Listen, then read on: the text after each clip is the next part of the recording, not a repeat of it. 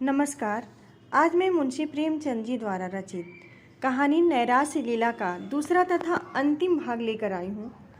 पिछले भाग में हम लोग यहाँ तक सुन चुके थे कि उसकी मनोवृत्तियों को बदलना पड़ेगा। अब आगे की कहानी। सनय सनय यह बिलोस्माद शांत होने लगा। वासना का तिरस्कार किया जाने लगा। पंडित जी सांध्य समय ग्रामोफोन न बजाकर कोई धर्म ग्रंथ पढ़कर सुनाते। स्वाध्याय, संयम, उपासना में माँ बेटी रत रहने लगी। कैलाशी को गुरुजी ने दीक्षा दी। मोहल्ले और बिरादरी की स्त्रियाँ आई। उत्सव मनाया गया। माँ बेटी अब किश्ती पर सैर करने के लिए नहीं गंगा स्नान जाती, बल्कि स्नान करने के लिए मंदिरों में नित्य जाती। दोनों एकादशी का निर्जल व्रत रखने लगे। कैलाशी को गुरुजी नित्य संध्या समय धर्मोपदेश करते। कुछ दिनों तक तो कैलाशी को विचार परिवर्तन बहुत कष्टजनक मालूम हुआ, पर धर्मनिष्ठा नारियों का स्वाभाविक गुण है। थोड़े ही दिनों में उसे धर्म से रुचि हो गई। अब उसे अपनी अवस्था का ज्ञान होने लगा था। विषय वासना से चित्त आप ही खींचने लगा। पति का यथार्थ आशय समझ में आने लगा था। पति ही स्त्री का सच्चा मित्र, सच्चा पथ प्रदर्शक और सच्चा सहायक है। पति विहीन होना किसी घोर पाप का प्रायश्चित है। मैं पूर्व जन्म में कोई अकर्म किया होगा। पतिदेव जीवित होते तो मैं फिर माया में फंस जाती। प्रायश्चित का अवसर कहाँ मिलता। गुरु जी का वचन सत्य है कि परमात्मा ने तुम्हें पूर्व कर्मों के प्रायश्चित का यह अवसर दिया है। वैधव्य यातना नहीं है, जीवोद्धार का साधन है। मेरा उद्धार त्याग, विराग, भक्ति और उपासना से होगा। कुछ दिनों के बाद उसकी धार्मिक प्रवृत्ति इतनी प्रबल हो गई कि अन्य प्राणियों से वह पृथक रहने लगी। किसी को न छूती, महरियों से दूर रहती, सहेलियों से गले तक न मिलती। दिन में 2-3 बार स्नान करती। हमेशा कोई न कोई धर्म ग्रंथ पढ़ा करती। साधु महात्माओं के सेवा सत्कार में उसे आत्मिक सुख प्राप्त होता। जहाँ किसी महात्मा के आने की खबर पाती, उनके दर्शन के लिए विकल हो जाती। उनकी अमृतवाणी सुनने से जीना भरता। मन संसार से विरक्त होने लगा। तल्लीनता की अवस्था प्राप्त हो गई। घंटों ध्यान और चिंतन में मग्न रहती। सामाजिक बंधनों से घृणा हो गई। हृदय स्वाधीनता के लिए लालायित हो गया। यहाँ तक कि 3 ही वर्षों में उसने संन्यास ग्रहण करने का निश्चय कर लिया। माँ बाप को यह समाचार ज्ञात हुआ तो होश उड़ गए। माँ बोली, बेटी अभी तुम्हारी उम्र ही क्या है कि तुम ऐसी बातें सोचती हो। कैलाश कुमारी, माया मोह से जितनी जल्दी निवृत्ति हो जाए उतना ही अच्छा माँ। हृदयनाथ, क्या अपने घर में रहकर माया मोह से मुक्त नहीं हो सकती हो। माया मोह का स्थान मन है, घर नहीं। जागेश्वरी, कितनी बदनामी होगी। कैलाश कुमारी, अपने को भगवान के चरणों पर अर्पित कर चुकी तो बदनामी की क्या चिंता। जागेश्वरी, बेटी तुम ही न हो, हमें तो है। हमें तो तुम्हारा ही सहारा है। तुमने जो संन्यास ले लिया तो हम किस आधार पर जिएंगे। कैलाश कुमारी, परमात्मा ही सबका आधार है। किसी दूसरे प्राणी का आश्रय लेना भूल है। दूसरे दिन यह बात मोहल्ले वालों के कानों में पहुंच गई। जब कोई अवस्था असाध्य हो जाती है तो हम उस पर व्यंग करने लगते हैं। यह तो होना ही था। नई बात क्या हुई। लड़कियों को इस तरह स्वच्छंद नहीं कर दिया जाता।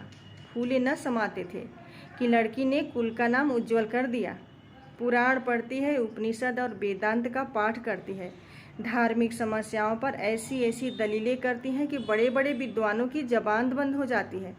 तो अब क्यों पछताते हैं। भद्र पुरुषों में कई दिनों तक यही आलोचना होती रही, लेकिन जैसे अपने बच्चे के दौड़ते दौड़ते धम से गिर पड़ने पर हम पहले क्रोध के आवेग में उसे झिड़कियाँ सुनाते हैं, इसके बाद गोद में बिठाकर आंसू पोंछने और फुसलाने लगते हैं, उसी तरह इन भद्र पुरुषों ने व्यंग के बाद इन गुत्थी के सुलझाने का उपाय सोचना शुरू किया। कई सज्जन हृदयनाथ के पास आए और सिर झुकाकर बैठ गए। विषय का आरंभ कैसे हो। कई मिनट के बाद एक सज्जन ने कहा, सुना है डॉक्टर गौड़ का प्रस्ताव आज बहुमत से स्वीकृत हो गया। दूसरे महाशय बोले, अरे यह लोग हिंदू धर्म का सर्वनाश करके छोड़ेंगे। तीसरे महानुभाव ने फरमाया, सर्वनाश तो हो ही रहा है, अब और कोई क्या करेगा। जब हमारे साधु संत महात्मा जो हिंदू जाति के स्तंभ हैं इतने पतित हो गए कि भोली भाली युवतियों को बहकाने में संकोच नहीं करते, तो सर्वनाश होने में रह ही क्या गया। हृदयनाथ, यह विपत्ति तो मेरे सिर ही पड़ी हुई है, आप लोगों को तो मालूम होगा। पहले महाशय, आप ही के सिर क्यों, हम सभी के सिर पर पड़ी हुई है। दूसरे महाशय, समस्त जाति के सिर पर कहिए। हृदयनाथ, उद्धार का कोई उपाय सोचिए। पहले महाशय, आपने समझाया नहीं। हृदयनाथ, समझा के हार गया, कुछ ही नहीं सुनती। तीसरे महाशय, पहले ही भूल हुई, उसे इस रास्ते पर डालना ही न चाहिए था। पहले महाशय, उस पर पछताने से क्या होगा, सिर पर जो पड़ी है उसका उपाय सोचना चाहिए। आपने समाचार पत्रों में देखा होगा, कुछ लोगों की सलाह है कि विधवाओं से अध्यापकों का काम लेना चाहिए। यद्यपि मैं इसे भी बहुत अच्छा नहीं समझता, पर सन्यासिनी बनने से तो कहीं अच्छा है। लड़की अपनी आंखों के सामने तो रहेगी। अभिप्राय केवल यही है कि कोई ऐसा काम होना चाहिए जिसमें लड़की का मन लगे। किसी अवलंब के बिना मनुष्य को भटक जाने की शंका सदैव बनी रहती है। जिस घर में कोई न रहता उसमें चमगादड़ बसेरा लेते हैं। दूसरे महाशय, सलाह तो अच्छी है, मोहल्ले की 10-5 कन्याएं पढ़ने के लिए बुला ली जाएं, उन्हें किताबें गुड़िया आदि इनाम मिलता रहे तो बड़े शौक से आएंगी, लड़की का मन तो लग जाएगा। हृदयनाथ, देखना चाहिए, भरसक समझाऊंगा। जो ही ये लोग विदा हुए, हृदयनाथ ने कैलाश कुमारी के सामने यह तजवीज़ पेश की। कैलाशी को संन्यास्त के उच्च पद के सामने अध्यापिका बनना अपमानजनक जान पड़ता था। कहाँ वह महात्माओं का सत्संग, वह पर्वतों की गुफा, वह सुरम्य प्राकृतिक दृश्य, वह हिमराज की ज्ञानमय ज्योति, वह मान सरोवर और कैलाश की शुभ छटा, वह आत्मदर्शन की विशाल कल्पनाएं, और कहाँ बालिकाओं को चिड़ियों की भांति पढ़ाना। लेकिन हृदयनाथ कई दिनों तक लगातार सेवा धर्म का महात्म्य उसके हृदय पर अंकित करते रहे। सेवा ही वास्तविक संन्यास है। सन्यासी केवल अपनी मुक्ति का इच्छुक होता है। सेवा व्रतधारी स्वयं की परमार्थ की वेदी पर बलि देता है, इसका गौरव कहीं अधिक है। देखो, ऋषियों में दधीचि का जो यश है, हरिश्चंद्र की जो कीर्ति है, उसकी तुलना और कहाँ की जा सकती है। संन्यास स्वार्थ है, सेवा त्याग है आदि। उन्होंने इस कथन की उपनिषदों और वेद मंत्रों से पुष्टि की, यहाँ तक कि धीरे धीरे कैलाशी के विचारों में परिवर्तन होने लगा।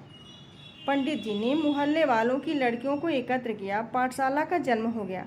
नाना प्रकार के चित्र और खिलौने मंगाए। पंडित जी स्वयं कैलाश कुमारी के साथ लड़कियों को पढ़ाते, कन्याएं शौक से आती। उन्हें यहाँ की पढ़ाई खेल मालूम होती थी। थोड़े ही दिनों में पाठशाला की धूम हो गई।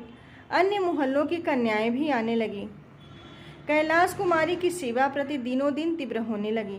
दिन भर लड़कियों को लिए रहती, कभी पढ़ाती, कभी उनके साथ खेलती, कभी सीना पिरोना सिखाती। पाठशाला से परिवार का रूप धारण कर लिया। कोई लड़की बीमार हो जाती तो तुरंत उसके घर जाती, उसकी सेवा शुश्रूषा करती, गाकर या कहानियाँ सुनाकर उसका दिल बहलाती। पाठशाला को खुले साल भर हुआ था। एक लड़की को, जिसे वो बहुत प्रेम करती थी, चेचक निकल आई। कैलाशी उसे देखने गई। माँ बाप ने बहुत मना किया, पर उसने न माना, कहा तुरंत लौट आऊँगी। लड़की की हालत खराब थी, कहाँ तो रोते रोते तालू सूखता था, कहाँ कैलाशी को देखते ही मानो सारे कष्ट भाग गए। कैलाशी 1 घंटे तक वहाँ रही।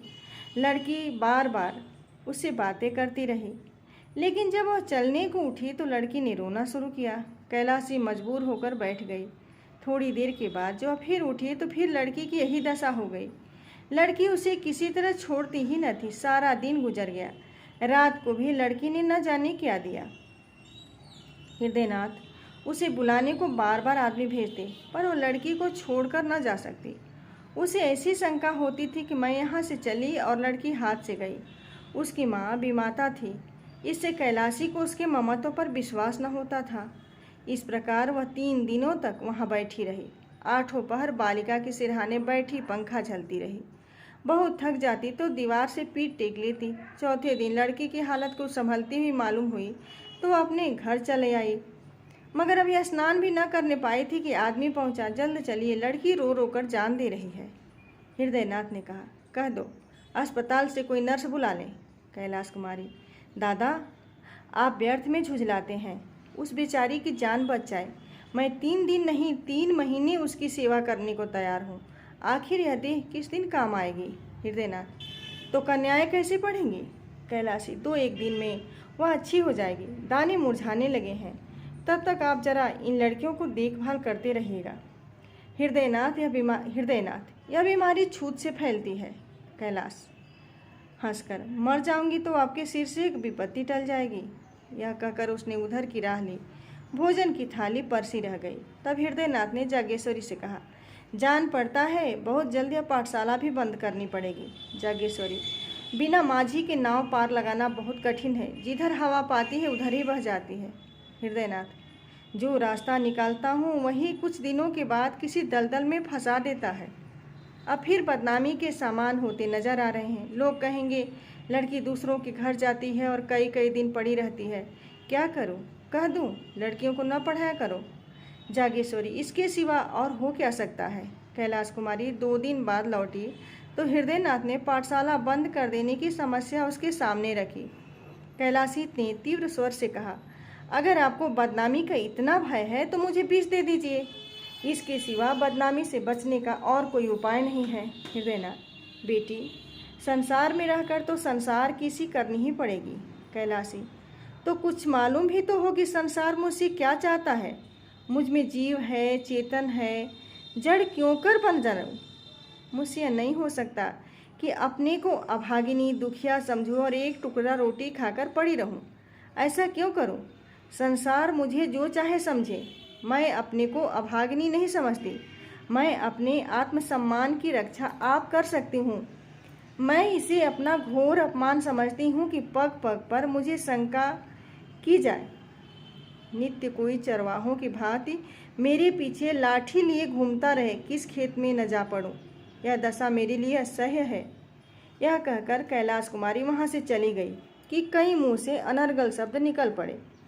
इधर कुछ दिनों से उसे अपनी बेकसी का यथार्थ ज्ञान होने लगा था।